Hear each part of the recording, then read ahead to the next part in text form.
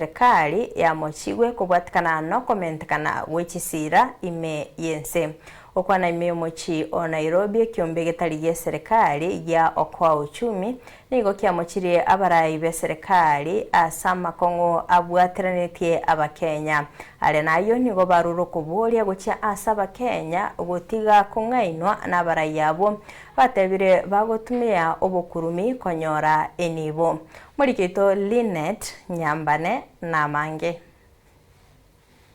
EKEOMBE getariye serikali gya OKOA UCHUMI kiamochirie serikali yense asokobeka abakenya imeyegurube yechisira gukwana korwa asomo baganyo yo moime umucho Nairobi nige EKEOMBE kyo kiagikeiri muwaziri bwekeganje kenene gya serikali John Mbadi uyobwenerete gwikirana asege ikarekyo korende taikiraniti sigyatebire buna Mbadi tarigokora emirimo yaye bune bwenerete.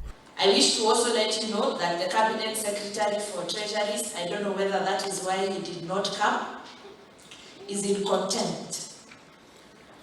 Is in contempt.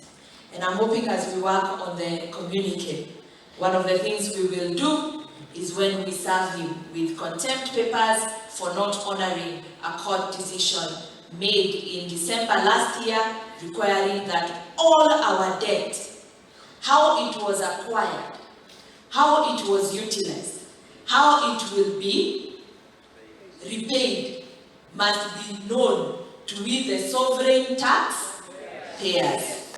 Nigo bono EKEOMBE kyo gyatebire buna serikali nigebwenerete kwendana amarisiti asobokoreri bwaye ekurwa guchasa abakenya egati yabo boribwa e-citizen nabo igo obokoreri bonde. Meaningful public participation where our views are considered, where the views are incorporated and feedback is given and follow-ups and budgets are given. So that's one of the recommendations that we have. We say from what you've heard this morning, let me begin from the principle of receipt. Yes, I need a receipt. And that receipt should be stamped. And I need to find out who stamped it. Is it possible the person who stamped that receipt is dead? If he's dead, what next? So we need to be thinking. Moyego yobo igoni wikiranwa n'abarayi b'ekidini asebatebire buna ense nigera asabe kubwatekana n'oborimo bokurwegwa n'abana siasa. Faith comes by hearing, and hearing changes behavior. We are where we are because of what we hear, and if we hear, do we change behavior? Or some people have become smarter than us. They tell us what we want us to hear, and we clap hands. Do you have the right thing to hear? And if you hear the right thing, then what you have heard today, you should leave that door saying, then is it possible, because of where we are, and faith comes by hearing that the right thing. If what has been said from one distance is the right thing, why can't we, is it possible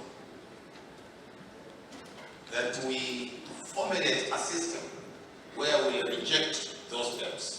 Chinga kiechecho nigo bono batebire buna abakenya bange nigo bagusinyo gwakana chisira cyabo kubwatekana nogo konga kubugima. Defaulting, I know some people in Kenya really like the idea of defaulting on debt. You will appreciate the World Bank does not recommend that. But there's a good reason for that. It's not because we want to be paid, because the World Bank always gets paid. The restructuring happens with the private investors. So I can tell you that default is not a good idea because of the international evidence. So if you look at the data, defaults are very painful, very painful.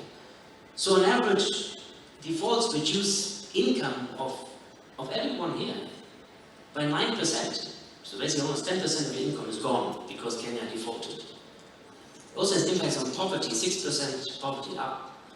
Infant mortality up because of the impact on service delivery, life expectancy down. I mean, these impacts are pretty significant. I don't think default is a good option. It's not my call, but I think it's not a good idea. Goripoteria en Soko TV kurwa aso mucho Nairobi, erietariane Linet Nyambane.